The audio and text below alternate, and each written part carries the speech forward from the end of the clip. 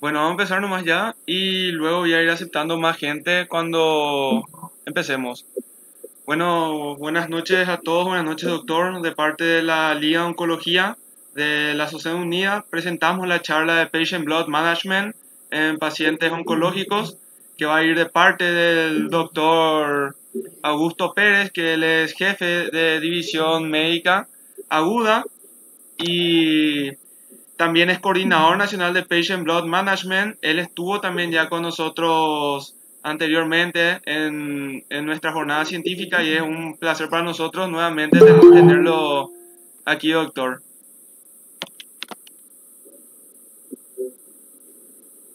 Muchas gracias por la invitación, como siempre.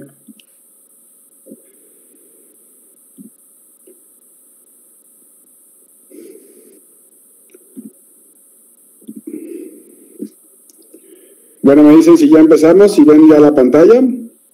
Sí, se ve súper bien, doctor. Sí, doctor.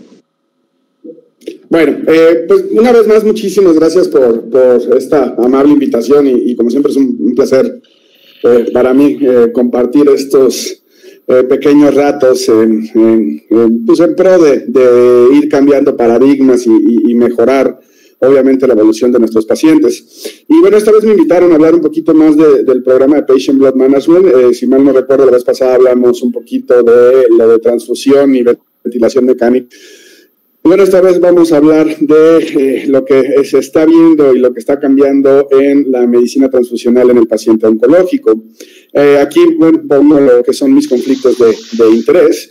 Y bueno, vamos a arrancar rápidamente con lo que es el programa de Patient Blood Management, que en la actualidad sabemos que la medicina transfusional y la cuestión de optimizar a los pacientes, tanto en el perioperatorio como en el paciente médico, empieza a hacer un giro y Patient Blood Management es uno de estos giros. Conocemos programas como es el Patient Safety Movement, que allá habla de todo un paquete de cuidados que se deben de hacer para que nosotros aseguremos la buena calidad y la seguridad de la atención de nuestros pacientes. Y conocemos también, yo creo que ya la mayoría de ustedes, lo que es todo este programa del Enhanced Recovery After Surgery, que son los del programa ERAS o el protocolo ERAS, que también incluye algunos paquetes de cuidados no basados en en la gran necesidad de tener, no sé, la mejor tecnología o grandes avances, sino en regresar a lo que ya sabemos. Y parte de ambos programas, una de las directrices que tienen es específicamente en el adecuado manejo transfusional. Y sin embargo, bueno, es uno de los programas que más cuesta pues dando trabajo porque de alguna manera también la medicina transfusional sigue siendo algo que tenemos muy arraigado y que se sigue enseñando prácticamente en todas las residencias, principalmente como algo, como un hábito, digamos, ¿no? Y este es un hábito que el programa empieza a tratar de romper buscando el no tratar un nivel de hemoglobina o el no tratar un nivel de plaquetas o un nivel de INR o de tiempos de coagulación para decidir una transfusión, sino hacer una transfusión más dirigida y obviamente tratar principalmente la causa de la anemia. Y en el paciente oncológico es muy divertido porque obviamente es un paciente que es un poquito más complicado en tanto la cuestión del diagnóstico de la anemia por unas cuestiones obviamente inflamatorias y cómo afecta el cáncer a diferentes líneas celulares, y no hablar obviamente de los tratamientos para el cáncer que obviamente también afectan a las líneas celulares hemáticas, sino que aparte las cirugías son cirugías consideradas mayores, son cirugías grandes, son cirugías donde se espera una gran pérdida de sangre. Y entonces todo este enfoque empieza a cambiar y uno diría, bueno, es que de las cosas que decimos siempre, ¿no? Es que en mi área, en mis pacientes, no se maneja de manera distinta. Y aquí lo que vemos, el cómo va migrando un poquito la evidencia hacia el que efectivamente también transfundir en el paciente oncológico no es necesariamente lo más adecuado, y mucho menos cuando necesitan una gran cantidad de sangre, y mucho menos cuando estas transfusiones son de repetición. porque a pesar de que el paciente oncológico de alguna manera va a entrar a esta parte de crónico, agudo y distinto, y se van a manejar las dos áreas, la evolución y los resultados de los pacientes sí se ven afectados entre más transfundimos. Entonces, para recordar que era Patient Blood Management, o lo que en castellano le pusimos manejo hemático del paciente, y que bueno, esto puede ir cambiando poco a poco y alineándonos un poquito a lo que es la International Foundation for Patient Blood Management, lo vamos a definir como el paquete de cuidados basados en la evidencia para optimizar la evolución de los pacientes mediante el manejo y preservación de su sangre. Ahora, esta definición está vigente hasta el momento, pero sí les comento que en un par de meses, estamos hablando de 2 meses, va a hacer un giro y va a volver a modificarse, no cambiando la esencia, que la esencia sigue siendo el basarnos en la evidencia, optimizar nuestros pacientes, y el manejo y preservación de la sangre siguen siendo obviamente la línea y la norma de donde se rige todo este programa, ¿no? Y sabemos que hay 3 pilares, que esto también puede tener una modificación, sobre todo por la cuestión de que el tercer pilar de alguna manera sí ha costado trabajo el llegar al consenso de cómo manejarlo, a la evidencia de cómo manejarlo. Sin embargo, bueno, se está trabajando en él, pero el primer pilar lo que te dice es optimiza masa eritrocitaria y maneja la anemia. Y la anemia la debemos de manejar obviamente por la causa, porque es como si nosotros tuviéramos en un coche nuevo un agujero en el aceite y nada más estuviéramos cambiando aceite sin obviamente mejorar o cerrar el agujero. Pues ¿qué va a pasar? Pues vamos a seguir poniendo aceite hasta que nos cansemos, ¿no? Y eso hablando de algo nuevo, y en este caso pues recuerden que estamos utilizando sangre de otra persona y que obviamente va a tener riesgos que ya conocemos o hemos hablado de ellos. Bueno, el segundo pilar es cómo vamos a minimizar nuestro sangrado y cómo vamos a manejar al paciente que tiene hemorragia activa. Y esto sigue siendo con toda la cuestión de técnicas de ahorro, todo lo que es la evaluación perioperatoria, las prácticas hemostáticas dirigidas por parte de cirugía y obviamente, bueno, la cirugía mínima invasión, la cirugía sin sangre. Y cuando nos migramos hacia la parte de anestesio, bueno, pues obviamente también hay técnicas de ahorro de sangre para este fin, y el adecuado manejo de fármacos hemostáticos sistémicos y hemoderivados en vez de hemocomponentes. Y el tercer pilar es la mejorar o cómo mejoramos la tolerancia a la anemia, ¿no? Y aquí, de alguna manera, sabemos que la anemia definitivamente es una cuestión dentro de todo lo que es este manejo del paciente en general, y en el paciente quirúrgico es yo creo que donde más ha sido estudiada, que se asocia definitivamente a peores resultados. Pero como los hemos comentado anteriormente, o sea, aquí la pregunta no es qué tanta anemia me puede tolerar un paciente antes de algún procedimiento, de algún internamiento, sino que mi paciente no esté anémico o no pierda sangre. Y ahorita sabemos que cuando nosotros transfundimos más de 3 unidades de golpe, el incremento de la viscosidad de la sangre es hasta el 60% más viscosa de lo que normalmente es, y esto forzosamente va a entorpecer la microcirculación. Y lo que habíamos ya platicado anteriormente en cuestión de cómo ha cambiado la evidencia esa cirugía cardíaca, donde actualmente la triada mortal es definitivamente que haya presencia de sangrado mayor, que el paciente entre con anemia en la cirugía, o que amerita el paciente una gran cantidad de transfusiones. Ya también se ha comentado hasta el cansancio que el 30 al 90% del plasma que utilizamos se utiliza de manera inadecuada, que el trasplante de plaquetas en cirugía de trasplante, más bien la transfusión de plaquetas en cirugía de trasplante hepático está asociada a una disminución de la supervivencia 1 año. En trauma, a pesar de la reanimación, esta famosa de la reanimación de control de daños, en donde lo que buscamos es tratar la coagulopatía, también la ventana terapéutica no creemos y normalmente no debe ser mayor a 4 horas para que el paciente de manera temprana se asocie a una mejor evolución. Posteriormente lo único que estamos arreglando son resultados. Y lo que les comentaba, definitivamente la transfusión profiláctica, y esto es algo que también tenemos muy arraigado, que es antes de que hagamos un procedimiento o antes de que hagamos alguna cirugía, nosotros decidamos transfundir plaquetas a nuestros pacientes para prevenir el sangrado. Y esto lo curioso que ha estado saliendo evidenciándose es que no nada más no vamos a lograr disminuir el sangrado, sino que también va a haber un incremento en el consumo de concentrados eritrocitarios y que inclusive hay un incremento en la admisión y la duración de hospitalización de nuestros pacientes y la admisión a terapia intensiva. Entonces vemos cómo va cambiando todo esto en cirugía, en trauma, esta audición en pacientes críticos, donde también se vio que transfundir entre 7 y 8, lo único que hacemos es incrementar costos y no tenemos mortalidad, y transfundir en más de 8 tenemos un impacto directo en la mortalidad, tanto en terapia intensiva como en la estancia hospitalaria. Y cómo también empiezan a hacer cambios ya en los pacientes en trauma de cráneo, donde también anteriormente se tenía esta cuestión de transfundir o mantener hematócritos de 30 y hemoglobinas de 10, y donde también se ha visto que esto puede ser malo y ocasionar una mala evolución y malos resultados en nuestros pacientes.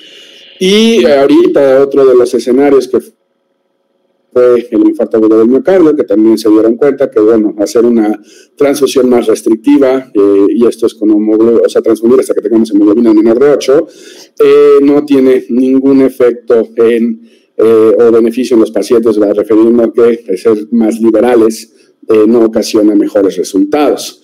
Y hemos también ya comentado que definitivamente esta parte donde creemos que el transfundir un paciente con concentrados eritrocitarios va a incrementar de alguna manera el transporte de oxígeno, la hemoglobina, el consumo y la supervivencia, no tiene evidencia todavía de que así sea. Y entonces lo que debemos de entender es que la cantidad de sangre que nosotros decidimos transfundir un paciente es inversamente proporcional al conocimiento que se tiene en medicina transfusional. Y esto no es para decir que la gente que transfunde no sabe, sino que si supiéramos más o que si tuviéramos el conocimiento que TVE, que de alguna manera que trabaja en bancos de sangre, pues no seríamos tan liberales en la transfusión. Y entonces la administración de endocomponentes está rodeada de emociones, mitos, conceptos erróneos y es prescrita por hábito, que esto también lo habíamos mencionado anteriormente. Entonces, nada más para que se den una idea, y este video, no me acuerdo la verdad si se los enseñé o no, pero bueno, este es un video donde van a ver un paciente que llega con hemorragia de tubo digestivo. Hemorragia de tubo digestivo fue uno de los primeros donde salió que el transfundir más era disminuía la supervivencia de estos pacientes. Y este video es de un paciente que tiene 2.8 de hemoglobina, que tiene toda indicación de transfusión. Y lo que van a ver ahí es la microcirculación. Aquí está en la reanimación con cristaloides, y lo que están viendo es cómo fluye perfectamente bien la sangre a través de los capilares, inclusive está aumentado el flujo. Y después de la transfusión de 3 concentrados eritrocitarios, vean con lo que pasa con toda la microcirculación, cómo se ve estancada, disminuida y francamente alterada, ¿no?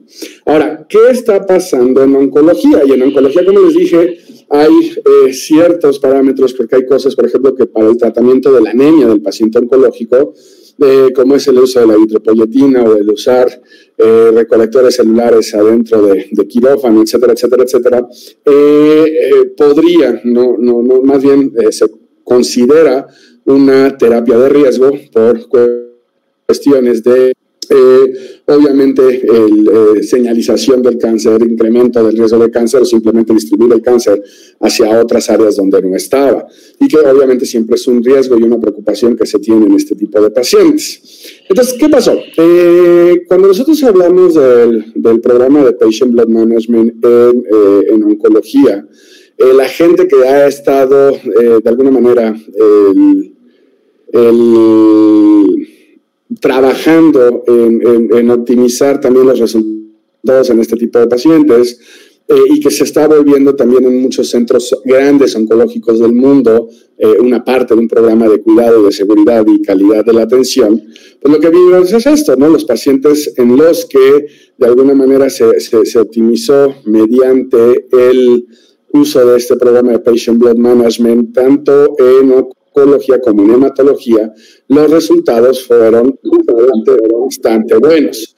Aquí lo que están viendo es, de alguna manera, la reducción que hubo de transfusiones del 2009, que decidieron iniciar un programa de implementación de cómo se acumulaba lo que tenían de media por episodio de transfusión de concentrados eritrocitarios, cómo fue disminuyendo por año. Y en esto, una de las cosas que son importantes es que sí utilizaron la eritropoyetina para también dar el tratamiento a este tipo de pacientes, y lo que lograron fue disminuir, significativamente las complicaciones y reducen muchísimo lo que son los costos de atención de los pacientes. Aquí en este estudio lograron disminuir estancias hospitalarias, lograron disminuir la estancia a terapia intensiva, y lo único que faltaba de alguna manera lograr era el ver el impacto en la estancia completa y en las recaídas por cáncer.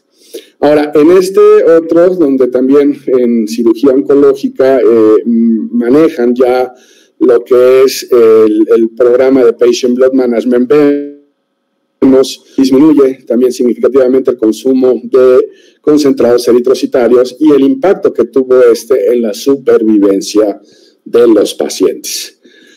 Entonces, la conclusión de este análisis, que fue un análisis retrospectivo, hay que aclararlo porque obviamente en estas áreas todavía falta muchísimo que estudiar y muchísimo que ver e implementar para tomar una decisión franca del cambio de práctica, pero por lo menos se sabe que el usar de alguna manera estos programas de incrementar los niveles de hemoglobina antes de que el paciente entre a cirugía, insisto, tratando la causa de la anemia, y el uso racional y el uso adecuado de los regímenes transfusionales en el paciente puede ocasionar mejores resultados tanto a corto plazo refiriéndonos supervivencia intrahospitalaria, ingreso a terapia intensiva, estancias hospitalarias, etcétera, como el buscar el beneficio a largo plazo, que es disminuir el riesgo o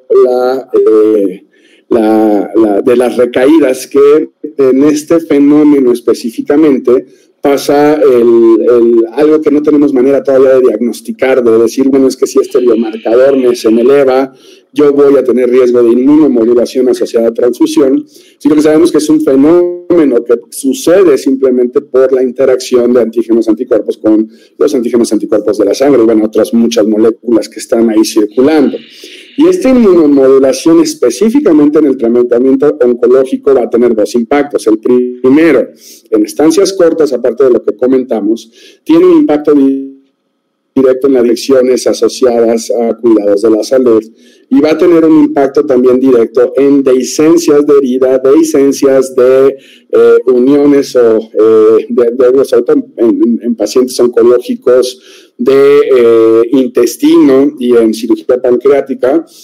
Vamos a tener menos riesgo de dehiscencias de anastomosis también, y de alguna manera, pues obviamente esto también va a ayudar a que nuestros pacientes no necesiten ser reintervenidos, que como sabemos en cirugía en general y en el paciente oncológico aún más, las reintervenciones ocasionan incrementos en la mortalidad hospitalaria. Ahora bien, cuando nosotros hablamos de la transfusión, esto es la parte que seguimos discutiendo, es la cuestión de lo que les mostré en el video.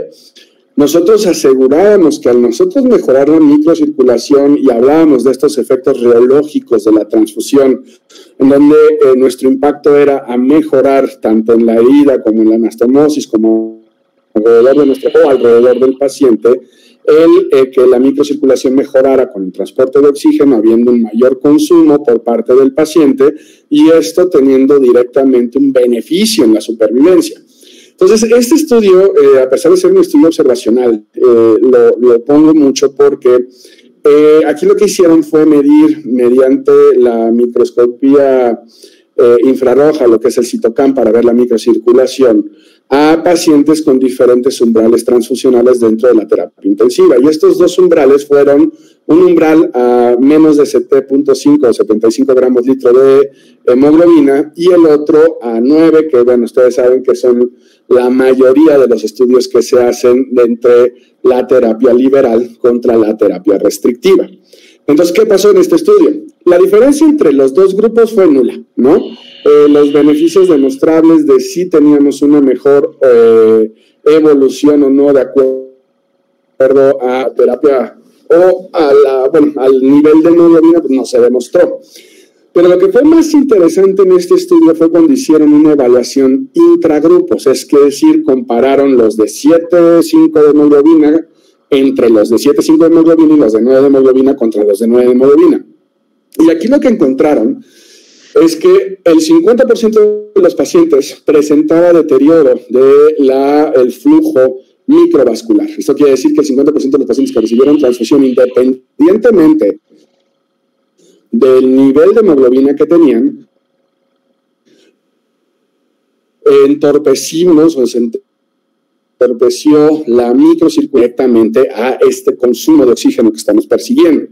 Y que desafortunadamente el poder predecir dentro de este rango de 50% quiénes iban a beneficiarse con la transfusión y quiénes iban a perjudicarse con la transfusión era imposible, ¿no? Obviamente, si podríamos decir, bueno, si tengo un citoscan de alguna manera, podríamos impactar o medir estos flujos para ver quién empeora o quién mejora, o sea, sí se podría, pero de todas maneras ya hiciste la intervención y al tener la intervención adentro, pues tampoco es como que digas, bueno, no le sirvió, sácale la sangre, ¿no? Entonces, estas son las cuestiones que se siguen luchando. Obviamente se tiene que buscar mejores acercamientos a este tipo de procedimientos y el buscar también alternativas que desafortunadamente hoy por hoy las alternativas que tenemos es evitar la pérdida sanguínea, no hay otra, ¿no? Aunque esta famosa sangre artificial ha sido estudiada y bueno, se sigue investigando al respecto, todavía hoy por hoy no es un tratamiento ni que tengamos en todo el mundo, ni que haya demostrado un beneficio franco para la atención de los pacientes. Entonces, definitivamente, y volvemos al inicio de lo que persigue el programa, la mejor manera de evitar la transfusión es preservando y conservando la sangre del paciente. Y otro estudio de Napolitano, esto no es tan nuevo, pero es un estudio muy importante porque aquí lo que se hizo el análisis fue de todos los pacientes en diferentes escenarios en donde se veía esta famosa transfusión contra el aporte y consumo de oxígeno. Y lo que encontramos fue eso, en todos los pacientes donde se dio transfusión, pues hubo un incremento de la hemoglobina. Ahora, cuando hablamos del transporte, ya no fue en todos, no en todos los estudios se logró demostrar, pero lo más importante es que cuando hablamos de la extracción o del consumo de oxígeno, ahí sí, prácticamente ningún estudio pudo demostrar que esto sucediera. Nosotros lo analizamos en cómo, o lo que pasó en este estudio, fue que se analizaron 499 pacientes en 20 estudios distintos y el incremento se logró en 15,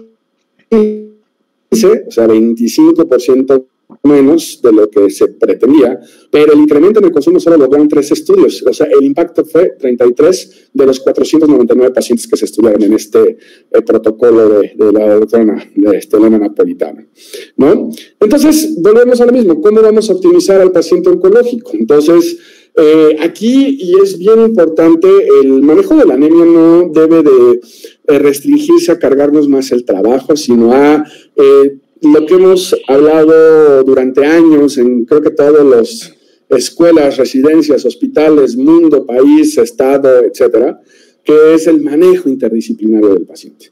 Y el manejo interdisciplinario del paciente, ¿qué quiere decir? Ok, yo tengo un paciente, ya detectamos el cáncer, ya el tratamiento adecuado de este paciente, que el tratamiento adecuado sea radioterapia, porque en radioterapia todavía se exige 30-10, o sea, 10 de hemoglobina, 30 de hematocrito antes de procedimiento.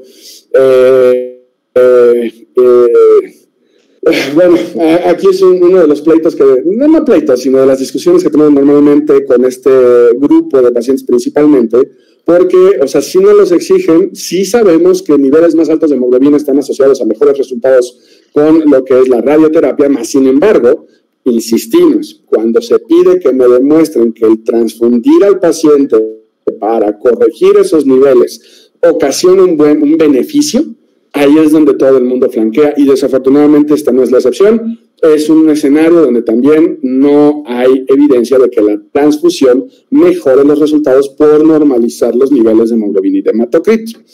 Entonces aquí lo que les decía, la clínica de anemia lo que trata es de buscar esta parte de optimizar al paciente sin transfusión.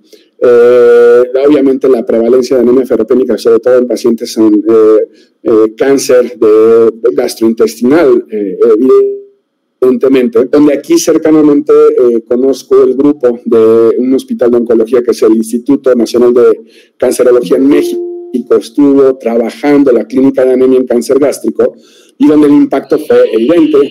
Empezaron a tratar la anemia por deficiencia de hierro con el uso de medicamentos, en este caso fue la carboximaltosa, si mal no recuerdo, y los pacientes entraban con niveles más altos de hemoglobina cirugía, lo cual les redujo significativamente el número de transfusiones. Ahora, el outcome todavía no lo sabemos. Y el otro es el evaluar qué pacientes sí se puede dar medicamentos que estimulen la eritropoiesis y obviamente utilizarlos de manera adecuada. Por ejemplo, si tenemos un paciente que tiene que entrar en menos de 15 días a una cirugía, porque una de las reglas que se piden para el manejo adecuado de la anemia es que el paciente ingrese 30 días después del tratamiento de la anemia, para que nosotros aseguremos que en esos 30 días se logra el pico máximo de acción de los fármacos y logremos incrementar lo que necesita el paciente para ingresar a cirugía segura, o por lo menos que disminuya la transfusión. Y el otro, entonces, aquí se platica y es parte ya de la gestión de Patient Blood Management, en donde se pide que cada hospital tenga, ya sea por una apertura, el abrir la clínica de atención del paciente anémico, que aparte lo hemos dicho, no sé si en broma o como plática ya de café, pero una de las cuestiones es que de verdad es impresionante cómo lo poco que nos gusta a los médicos o prácticamente todas las especialidades, lidiar con la anemia, cuando cada vez nos siguen bombardeando de señores, la anemia es mala, señores, la anemia es mala y es mala en todos los escenarios, ¿no? Entonces, aquí en México, ya uno de los grandes avances que se tuvo en el programa es que ya tenemos unas guías de práctica clínica del manejo hemático del paciente, Patient Blood Management. Ahorita les dejo el link por si las quieren revisar, en donde ya viene el manejo basado en evidencia actual de los 3 pilares de la atención. Inclusive tienen apartados muy dirigidos a cada una de las especialidades y obviamente el paciente oncológico no se dejó fuera. Entonces, recuerden cómo vamos a cambiar nuestro paradigma. O sea, el viejo paradigma es darle sangre al paciente hasta que normalices la hemoglobina, contra el nuevo paradigma que es no permitas que el paciente pierda sangre y evita las transfusiones lo más posible, ¿no? Entonces, lo que hacíamos antes era corregir niveles de hemoglobina y lo que hacemos ahora, insisto, es preservar la sangre del propio paciente. ¿Qué es a nivel de evidencia lo que sabemos de esto? Cuando nosotros hablamos de corregir niveles de hemoglobina, sabemos que no lo soportan los estudios observacionales. Los criterios de Blatchford y Hill tampoco les dan apoyo. Los estudios aleatorizados, controlados, no se encuentran.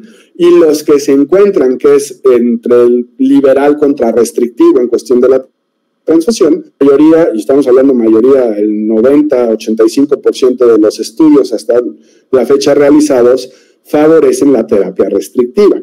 Ahora, cuando hablamos del nuevo paradigma que sería Patient Blood Management, realidades es, los estudios observacionales sí le dan bastante soporte, los estudios de los criterios de Blatchford y Hill también le dan bastante soporte, y existe una gran cantidad ahorita ya de estudios que se están realizando al momento y en diferentes especialidades que a pesar de que todavía son pocos, ¿no? Obviamente porque esto tiene 10, 15 años de haberse iniciado, pero están siendo soporte ante evidencia. Y entonces, lo que les pedí al principio, debemos de dejar de pensar en qué tan bajo me puedo ir antes de transfundir un paciente y mejor pensar en qué estrategias podemos implementar para que mi paciente no pierda sangre y obviamente minimicemos la anemia.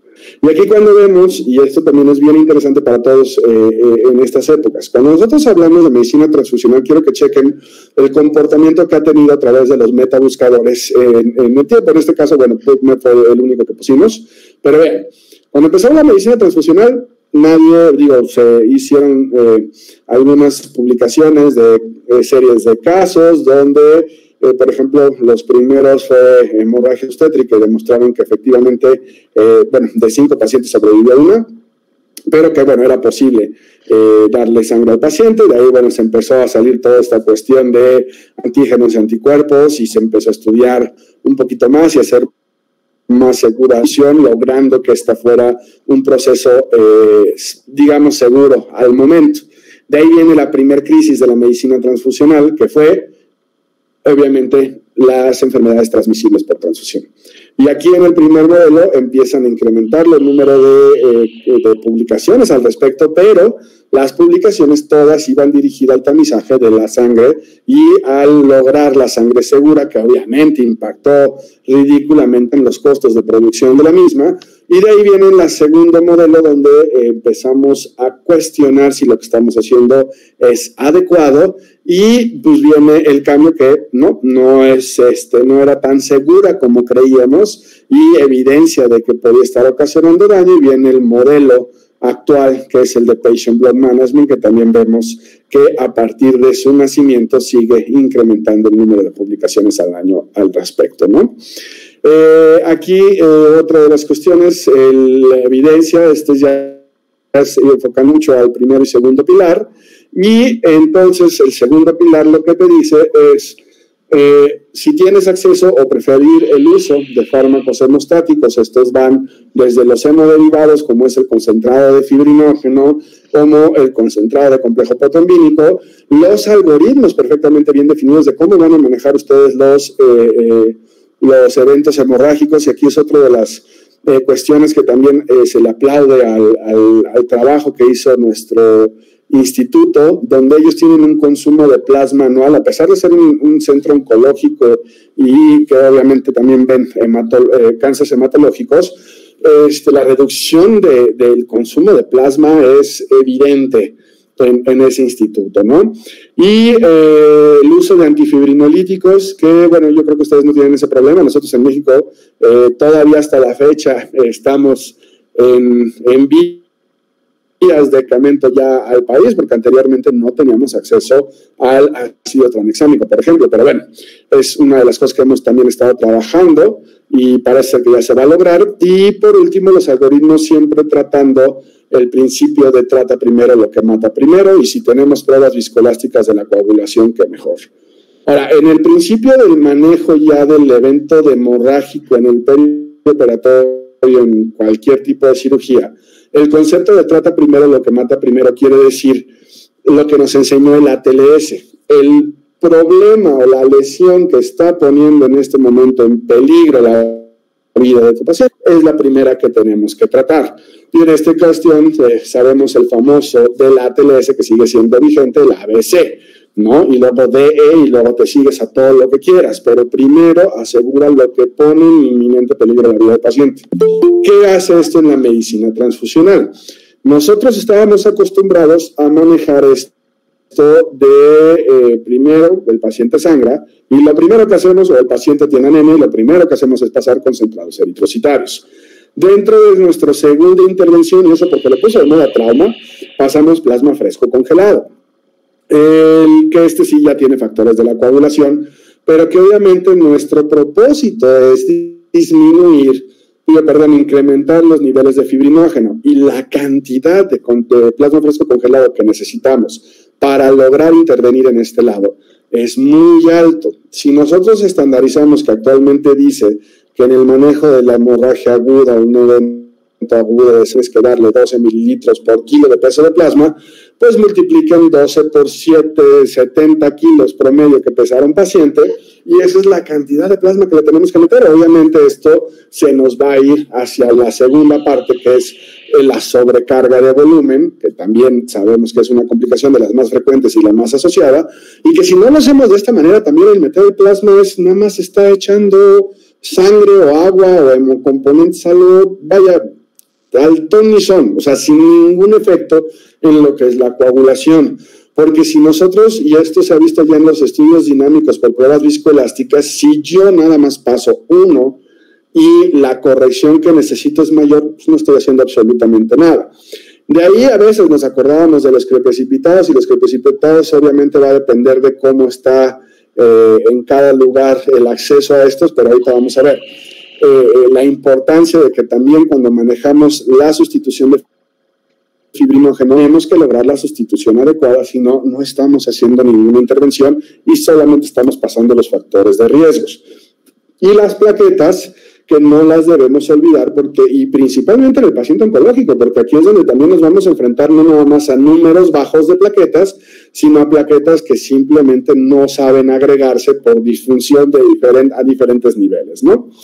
Y entonces todo esto también lo que nos lleva es a tiempo y disponibilidad, es qué tanto tiempo me llegan a mí para poder transfundir lo que necesito y qué tan disponibles están dentro de mi área de trabajo.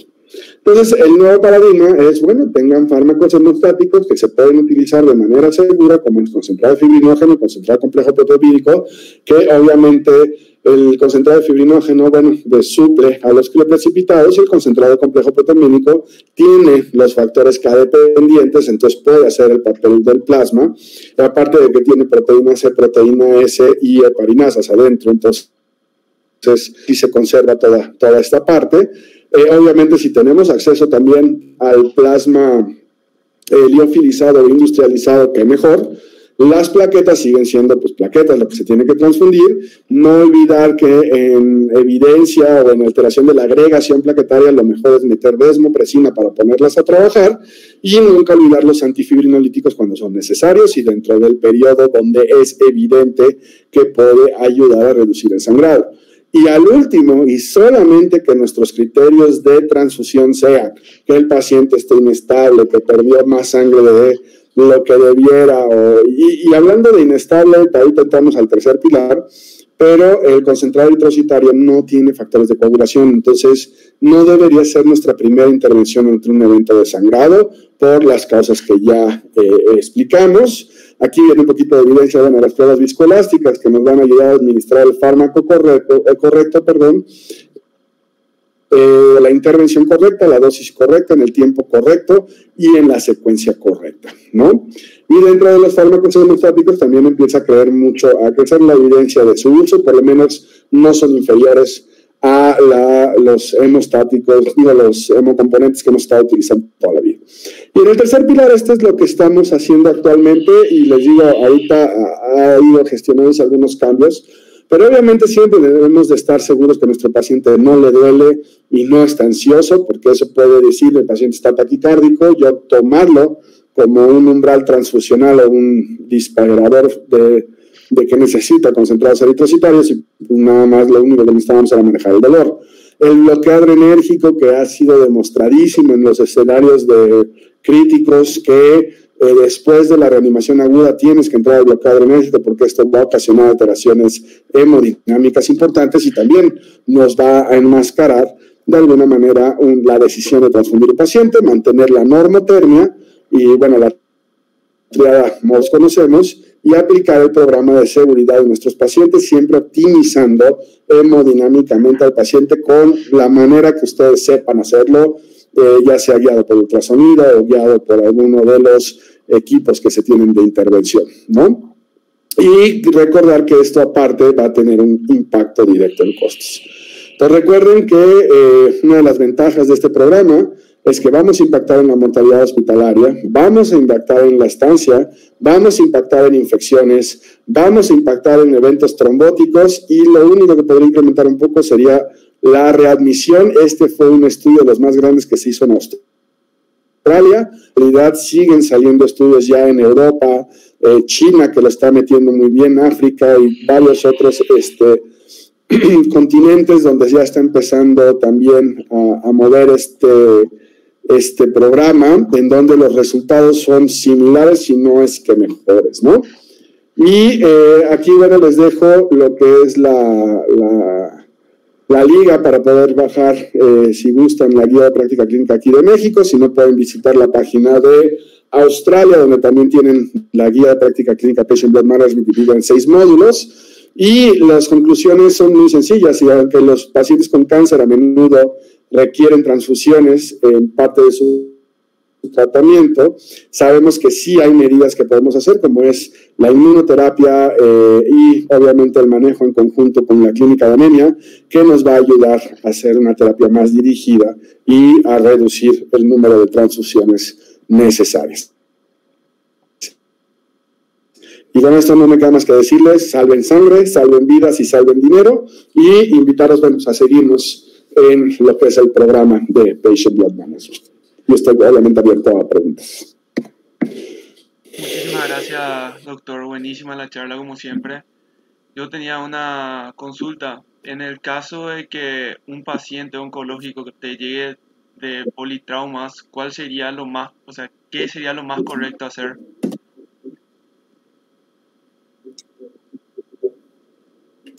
Bueno, aquí el paciente oncológico, te pasa a segundo término el problema oncológico, obviamente, o sea, es trauma, ¿no? Y lo que tú tienes que asegurar es la supervivencia del paciente. En este caso, si viene con un evento hemorrágico agudo, lo vas a guiar con los manejos o la secuencia de manejo que está autorizada ahorita en trauma. ¿Qué es lo que está cambiando en trauma? Simplemente que ya la reanimación, por ejemplo, este famoso 2-1-1-1-1-1, depende de dónde estés y dónde lo leas, también ya se vio que no es inferior el tratamiento con fibrinógeno y concentrado eritrocitario en las primeras 4 horas. Entonces, esa migración y con fibrinógeno sí ha logrado disminuir significativamente el número de transfusiones para reducir el número de eventos de transfusión masiva, que obviamente no siempre lo puedes hacer, pero cuando lo logras hacer, el paciente evoluciona de una mejor manera. Y aquí pasa algo bien curioso.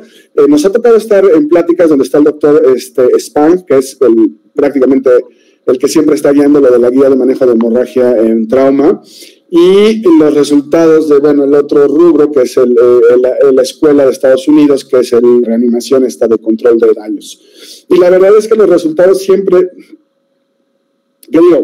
ahí está el sesgo, obviamente, siempre de, dónde hay más trauma y qué tipo de trauma te estás enfrentando, pero la realidad es que sí, efectivamente, la escuela europea tiene muchísima menor mortalidad en trauma que la de Estados Unidos, demostrado en los propios estudios donde son muy parejos en la selección de los pacientes, ¿no? Pero sí, definitivamente, en lo que es tu pregunta, el paciente oncológico con trauma, tú te tienes que enfocar a manejar trauma. Lo del cáncer pasa a segundo término. Perfecto, doctor. Muchas gracias. Si alguien tiene otra consulta, puede escribir en el chat o directamente prender su micrófono. De todas maneras, me toca agradecer muchísimo nuevamente por haber prendido y haber podido participar de su charla, doctor. Y muchísimas gracias de parte de la Liga de Oncología. Como siempre, estamos muy agradecidos con usted. No, muchas gracias. Doctor, tengo una consulta. En pacientes con leucemia, ¿ayudaría las transfusiones a mejorar su diagnóstico o al menos su manera de sobrellevar la enfermedad? No entendí la pregunta. ¿Cómo si ayudarían las transfusiones? En pacientes diagnosticados con leucemia, ¿ayudarían en pacientes diagnosticados con cáncer de sangre, leucemia? Sí. ¿Ayudarían las transfusiones a mejorar su estilo de vida o a sobrellevar mejor la enfermedad misma? Sí, claro. Aquí una de las cuestiones es el paciente con cáncer hematológico normalmente, obviamente, consumen una cantidad de sangre espantosa, ¿no? Y aquí hay 2 escenarios muy distintos.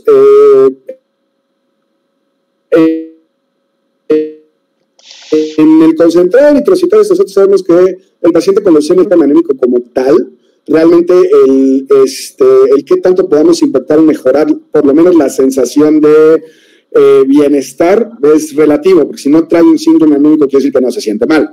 Si ya trae un síndrome anémico, hay que transfundirlo, por supuesto. En el caso de las trombocitopenias, eso no les voy a explicar a ustedes mejor que nadie saben que una de las causas por la que en las guías de práctica clínica la transfusión de plaquetas se ha reducido significativamente es por los pacientes de cáncer hematológico, que demostraron que a veces llegan con 10,000 plaquetas y no sangran nada, pues, ¿no? Y entonces ahí nos dimos cuenta que, bueno, 20,000, 30,000 plaquetas son suficientes para que anden ahí corriendo por todos lados y evitar de alguna manera el uso transfusional. Ahora bien, hay evidencia de que las transfusiones en cáncer hematológicos en exceso también de alguna manera pueden llevar a empeorar la evolución de nuestros pacientes. Sí hay. Algunos se están ya enfocando el estudio de esa pregunta específicamente, pero que ahorita yo te dijera, no, ya cambia tu práctica y no transfundas la leucemia, no, definitivamente no es algo que podamos hacer en este momento. Pero sí podrían estar ahí pendientes siguientes 3-4 años, va a salir una gran cantidad de información al respecto, porque ya se está empezando a crear este grupo de estudio de transfusión y leucemia, y obviamente no nada más transfusión, sino, bueno, cómo podemos optimizar de otra manera, lejos de obviamente tratar la leucemia y curarla, para disminuir la transfusión y qué tanto afectan el número de transfusiones la evolución del paciente con leucemia. Y la capacidad de que se cumpla un trasplante, que en trasplante ya se vio que entre más transfusiones un paciente, más riesgo tienes de rechazo. Y tan real es que en lugares donde tienen perfectamente bien implementado el programa de disminuir transfusión para los programas de trasplante, tienen un rechazo del 5%, y en lugares donde incrementa esto pueden llegar hasta el 26-30% de rechazo. Para bien o para mal, sea tratable o no, lo hay. Entonces te digo, son que se siguen enfocando y que siguen sacando focos rojos. La leucemia es, ahorita la terapia es transfundir, pero ya hay gente que dijo, a ver, si está funcionando en otros lados, lo tenemos que investigar. Y lo van a empezar a investigar. Está súper. Si no hay más preguntas. Perfecto, doctor. Si no hay más preguntas, chicos, le damos un descanso al doctor, que le vaya súper bien. Y nuevamente, muchísimas gracias, doctor. Gracias a todos por haber participado. Espero que les haya gustado mucho y que les haya interesado.